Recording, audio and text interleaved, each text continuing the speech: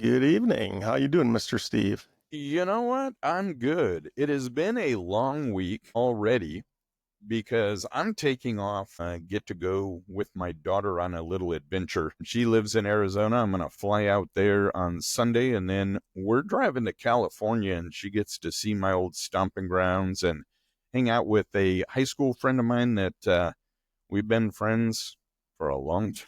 I go, oh, yeah, that was like 80. Oh, boy. Yeah, it's been a long time. We talk a couple times a week, usually when he's driving to do a tile job or something. We talk for a few minutes, but I'm going to do that. So that's going to be fun. Awesome. I don't know. This week has been goofy. We have a full moon. We have this crazy storm that is supposed to be happening. So we'll see. It's going to play out somehow.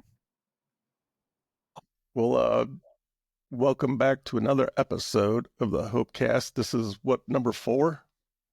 I think so. Yeah, we're getting there. So if this is the first time you're finding us, definitely make sure you go back and watch number 3 because we had an amazing guest on, and I'm pretty sure she's going to be a regular from now on because she was just awesome.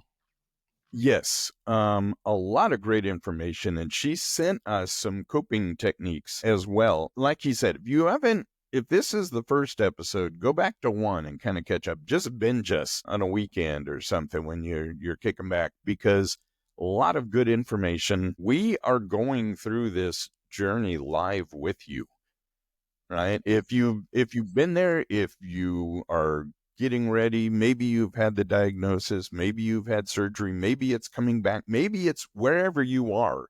Maybe it's a loved one. Yes, and we're gonna deal with that one too in a podcast coming up. I'm gonna have my daughter join us because when I was going through this, she was 1,700 miles away, or however many miles away it was, and she had to deal with my issues from that long distance and the emotional stuff that she was going through and how she was helping my family get through this thing, or at least have somebody to talk to, the sounding board. I guarantee it's going to be an emotional podcast, but it's also one that I think is important because you and I are looking at it from, this is what we're going through. It's all about me. Don't tell me about your shoulder injury. I want to talk about, this is important stuff. It's scary. It could be, I don't know exactly what to say to people other than we're here for you. And I think she hit on a really good point of a place to be positive, a place where there's no judgment. This is a safe space, if you want to use that term. I don't know if there's a perfect place for anyone to be, but you and I are just sharing real stories, a real journey. I've been through my surgery. You are getting ready to do that. You had an appointment that was very important, piece of the puzzle. So do you want to go into that? Give Sure. us an update. Yeah, I could talk about that. So again, I've only been a prostate cancer patient for about 5 weeks now. So I'm going through all the steps. Well, it's been longer than that. My journey's been a little bit longer than that. It was 5 weeks ago since I sat at the doctor's office and he said, you have prostate cancer. But leading up to that, it started in October. So it's a very slow process, and which doesn't make any sense because it's cancer, but it's a good cancer. Yes. It's a slow growing cancer, unless it's not. And then you have something to worry about. Yeah, I hear some horror stories from some other guys. So you'll never hear me complain because I'm very blessed on how mine is, playing out here. It still sucks that I have cancer, but I'm not going to jinx myself because my surgery's next month. Right. But you need to get that. Yeah, you need to stop the stinking thinking, though. Because when you go, I'm fortunate because mine's only the good cancer. You know what I mean? You almost went there. I almost did. That's why I stopped myself. Yeah, you can't. This is serious. Yes. And it is scary. And I'm not going, hey, why aren't you scared? You're not reacting the way you need to be. I need to read her notes again. But The problem is you're going through your own personal journey and you're making a decision based on what you and your doctors have decided and your family have decided what's best for you. Other people that have gone a different route, you're going to hear stories. And if you go, I don't understand that, right? Why do they want to share all these stories? And I go, have you ever been around a woman that is pregnant for any length of time? Do you know how much advice they get going to the grocery store? It's like, oh my God, you're not wearing the right kind of shoes. You know, if you don't have compression socks in your last trimester, you're going to get swollen and varicose veins and it's going to be terrible. And it's like, Yeah. you shut up. This is my baby. I'm doing it my way, right? This is your baby. You're going to take a piece of your body that is serving a vital function in your manhood and in your life and your health. It's going to take that. So don't do that Yeah. little thing, okay? Because That's yeah. it's you. I didn't mean it like that. So I just so the I'm just saying I'm just like it's hard. You should never compare yourself with somebody else. There's that. Right. So I went and had my PET scan, which was the last straw before surgery, kind of. So the PET scan was a couple of weeks ago. I got my results back a week ago tomorrow, so 6 days ago. And finally a little bit of good news, positive news, I should say. The cancer is just sitting on the prostate. It hasn't started to branch out and move, which was always a big fear when the doctor says you have cancer. It's like, oh, because cancer never plays by the rules, right? Exactly. Just because you have prostate cancer, that doesn't mean it's just on the prostate. So that's what the PET scan's all about. They did a full body scan. They basically went from head to toe. They even scanned my brain, scanned everything, and it's sitting on the prostate. So now I am a 100% go for surgery at the end of April. And so now I'm just trying to work through that in my brain. I'm trying to trick my brain, right? Because I'm a very worried person. It's already been established. I don't like the doctor. I don't like procedures. Something really bad happened to me when I was in the Navy, and I'm frightened. No, you know what? We should share that story again. Do you want me Well, to talk about I mean, you can because that was heavy. And we did it on the other show. I go, wow. And she said, we just peeled a few layers of that onion off. Holy cow. Okay, we're going to have to look at this a little different because you had a traumatic experience. Yeah, it was very traumatic, and it played roles in future Richard, that's for sure. I actually jumped off the table before and took off out of the doctor's office, and this was 30 years later at another urology appointment because, like, I just had I wouldn't say flashback, but like major anxiety and stress just laying on that table again. So what happened was when I was in the Navy, I was stationed on an aircraft carrier, the USS Carl Vinson. So usually when you get sick or something happens, you go to sick bay, and you either see a corpsman who is an enlisted person, or you see a doctor, right? There was no doctor there. So I had this little dot on my leg, and it looked like a little zit, but it was very painful. So at the time, I was like 19 years old. I didn't know what the hell it was. So what I did was I just went to a sick bay. I said, I got this thing on my leg, and it hurts. I don't know what it is. And they looked at it, and to them, it looked like a spider bite or something, right? And I had been to 4 different continents previously, so who knows where I picked up the spider bite, what kind of spider it was. I was in Africa, I was in Australia, I was in Asia, I was all over the place. And so what they did was they took this pen, it's like a pencil, looked like a wax pencil, whatever, but you draw on skin with it, and it doesn't wash off. So they drew a circle around it, and he said, just come back every day for the next week or so. I want to see if it's growing. So this thing went from like a little tiny zit to like at the very last day, this thing was massive. When I was walking to sick bay, I had to hold up my pants because I was afraid that the pants was going to make this thing explode. It was disgusting. It was huge. It was like I can't even explain it. So at that point, and I've been going back for 7 days, right? At this point, the corpsman says, okay, go ahead and lay on the table. We're going to take it out. I'm thinking, okay, no worries. So he's prepping my leg, puts the the blue tarp over it with the hole in the middle, where they puts that over. He iodines me all up and cleans it all up. And then he goes, 1 second, let me go get the guys. He comes out with 6 other corpsmen, 3 on one side of because I was laying on this gurney. So 3 on this side of the gurney, 3 on this side of the gurney. And I was like, what are these guys doing here for?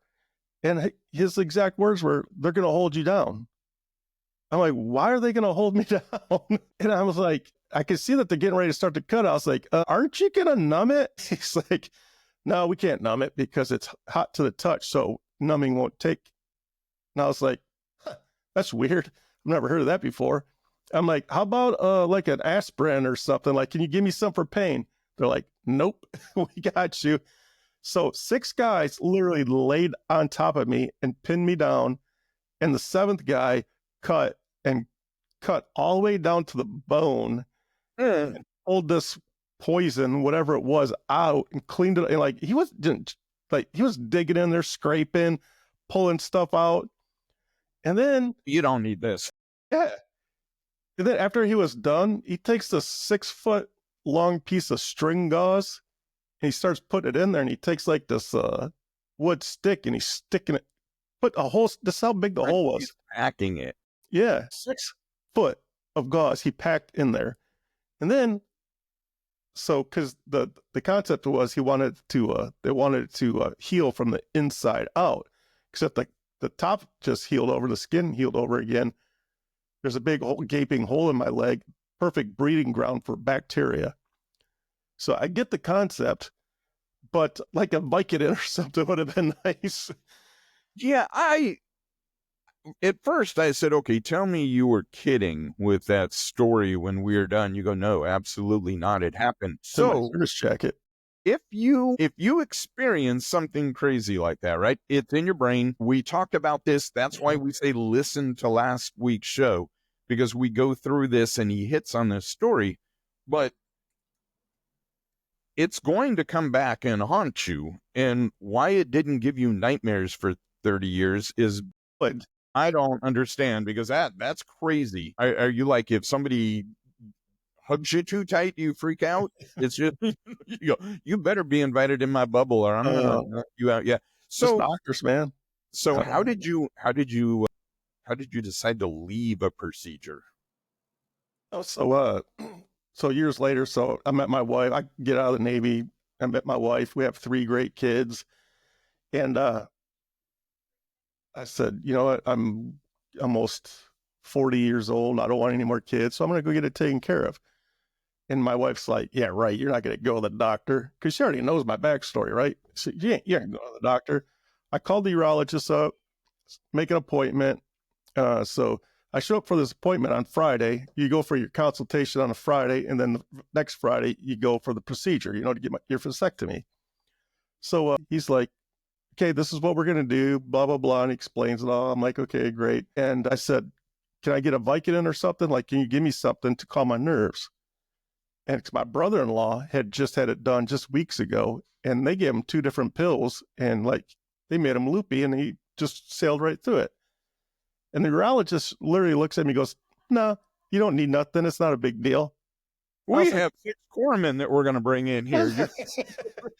I was like, all right. Yeah, it's not a big deal to you because you're the one that's doing it, and I'm the one that's going to be laying there getting cut on. Like, no, it is a big deal. And this was literally a 45-minute conversation. The next 45 minutes was me pleading with this guy to give me something. And he absolutely refused. He's like, no, it's not a big deal. He's like, you have tattoos. If you get a tattoo, you can do this. And I was like, well, to be honest with you, I don't have tattoos down there, right? So I'm like, I'm telling you right now, I know me. It's not going to be good. I need something. we are a week away from this procedure and I'm already sweating. This is not going to go well. Yeah. So he was like, no, just come in. You'll be fine. So I'm like, all right. But I'm like, I can't believe this guy's not, I should have just called another urologist at that point.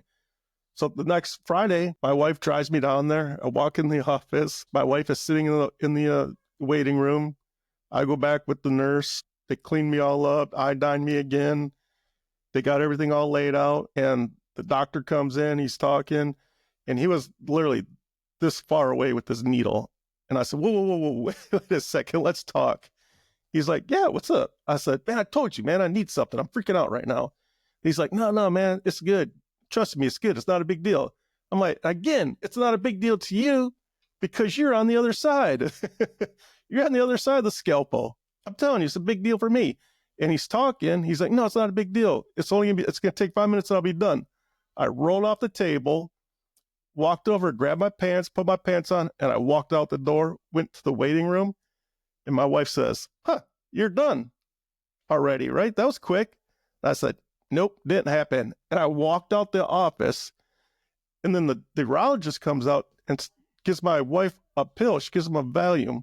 Says, here, tell him to take this next Friday an hour before he comes back in, and bring him back in next Friday. And my wife looked at him and said, my husband's not coming back here. You know this, right? And sure enough, I did not go back.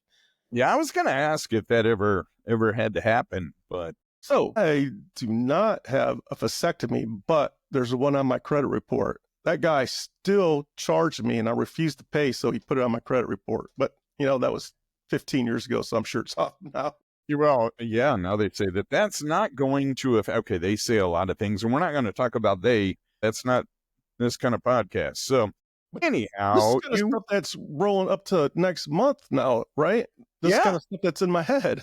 Okay, but okay, now we need to go back to her email, and I think we need to do that next. Mm-hmm. That would be exactly. And remember, breathe through your nose, exhale through your mouth.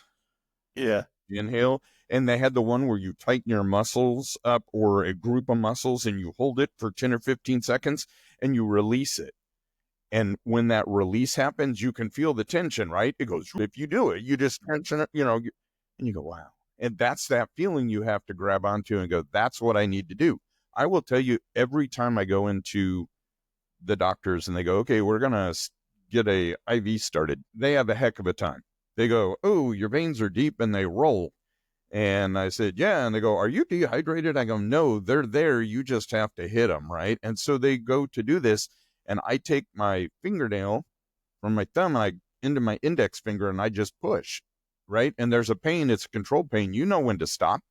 And you're doing that, and they go, oh, and they put the needle in, and you release your finger, and you go, wow. And so your finger's doing the thing as they're moving that needle around and trying to find. Yeah. One time I was having something that they had like 6 different people try to find my vein, and each of them had 2 shots, right? 2 chances at it. So there's a whole bunch of holes in me. They sent me down to pediatrics, and they had to use equipment, and go, oh, it's a sonogram to get a needle in my vein. I go, come on.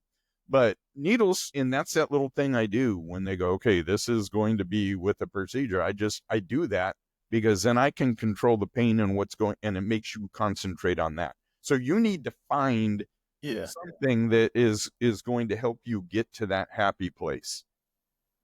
Yes. A Valium would.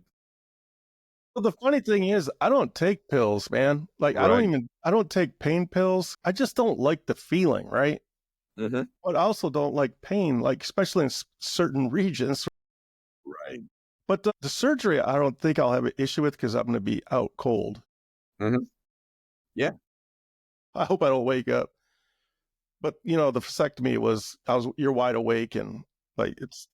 Well, you're going to be wide awake. And like she said, when you walk through that process of going through and everything's going to be great, she goes, now what happens if it's not?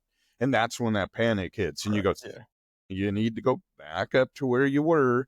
And so she has ways to walk you through the steps, right? And you go, oh, that's great for you. You're not on the other end of the scalpel.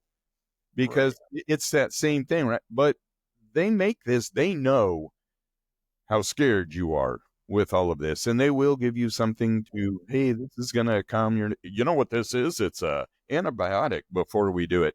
And why do I have 3 of them? Well, the other 2 aren't antibiotics, but good night. And so, when you go in there, you're relaxed, and you have been through so much already, and the invasion on your body from this, not only physically, but mentally, to go through what you've been through, you've got it. And I've talked to people that said, oh man, that, you know what, the worst part of this entire thing was when they did the biopsy. That was pretty rough.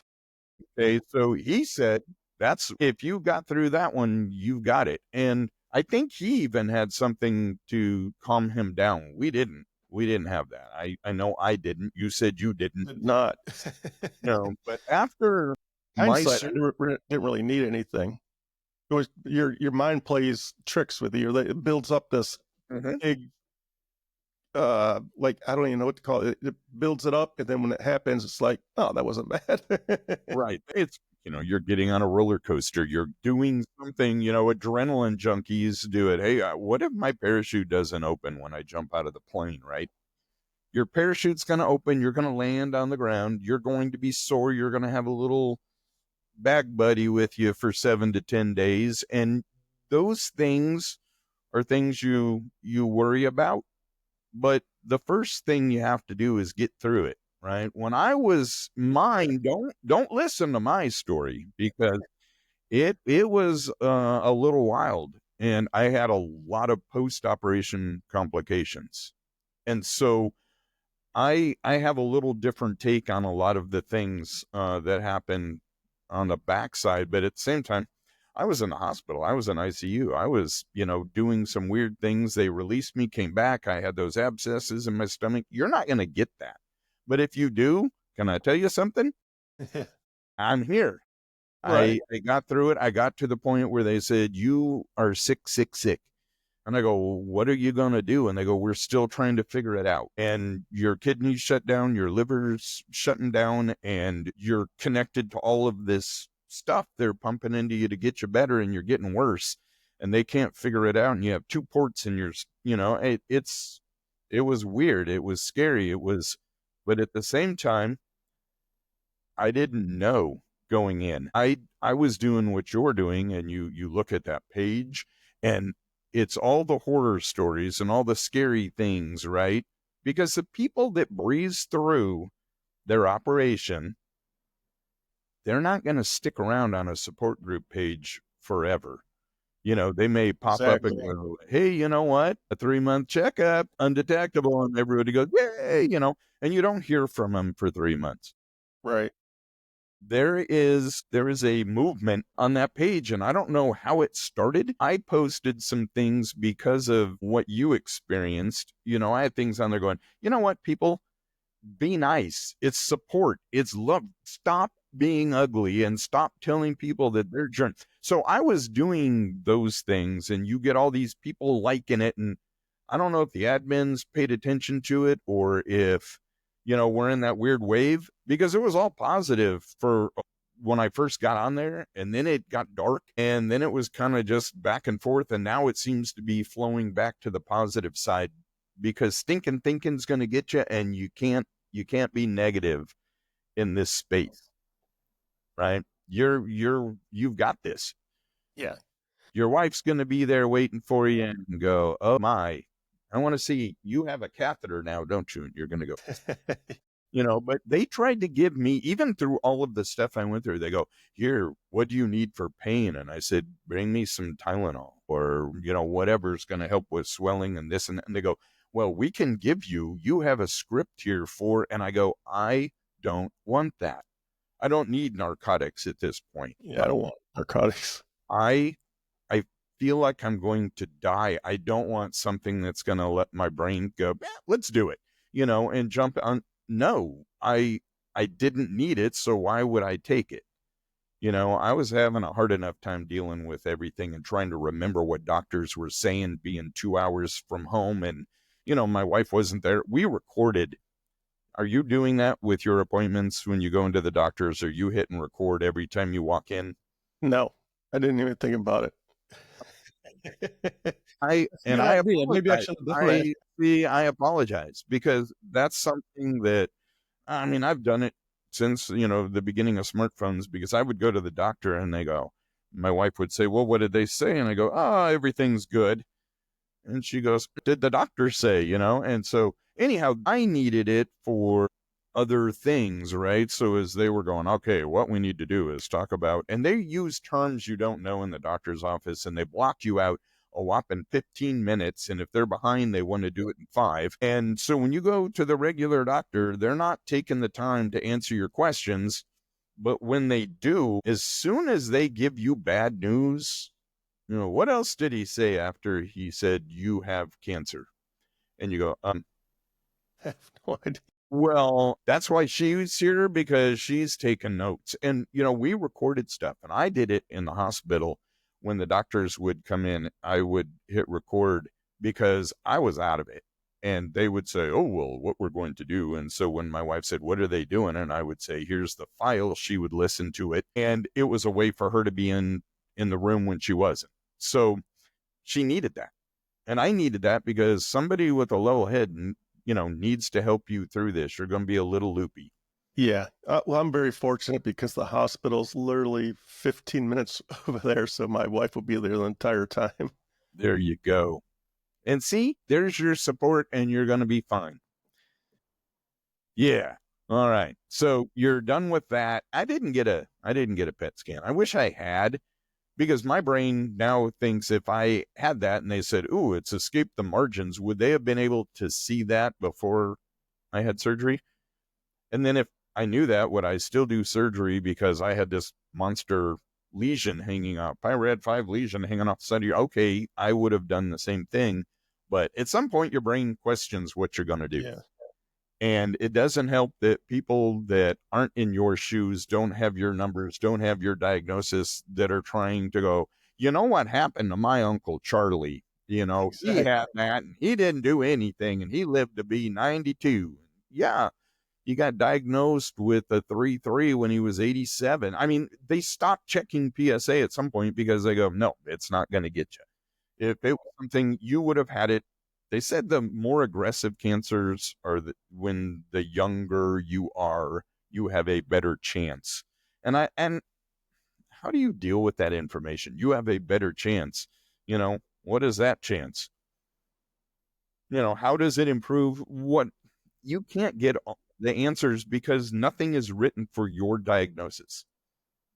So this is why I want to have people on here that will talk, do a lot of the emotional stuff, because if people need a place, we can be that place. And I think a little smaller support groups off of this where people can connect and go, hey, would you like to talk? And we have a way to get you information from people that need you to call them, or they can call you, or however it's set up. You chat somehow and I don't know.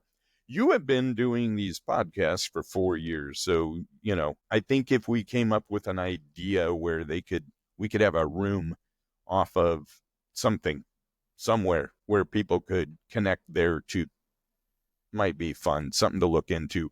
I want this thing to keep morphing, keep growing. I think our direction is correct. I think this is the way to do it, because every day on that support page, it's somebody new that has just gotten diagnosed. They just found out their PSA is high. They just found out whatever stage they're in, they got some kind of scary news and they don't know how to interpret the facts. So maybe we can help people out. Yes, definitely helping people out. That's what we're here for. That's the goal. So anyhow, we have, my daughter's going to join us at some point on the podcast. You have 2 other people that are already lined up. We can bring her back on from last week, any week, she said. I think she had fun talking to us. Yeah, I think I'm going to bring her back very regularly because she was just awesome and very knowledgeable. Mm-hmm. And we're going to have more things. We're going to have to help you through stuff so we can do that, your journey.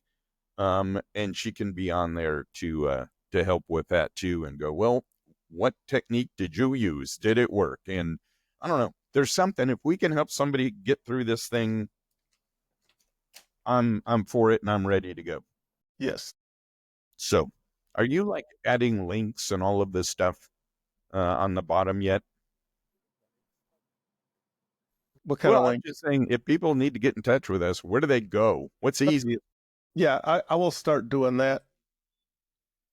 So See, I just added more stuff to do. I'm sorry. it takes 2 seconds. I'm going to do a generic um, description where I can just copy and paste to the bottom of it. Okay. Very good.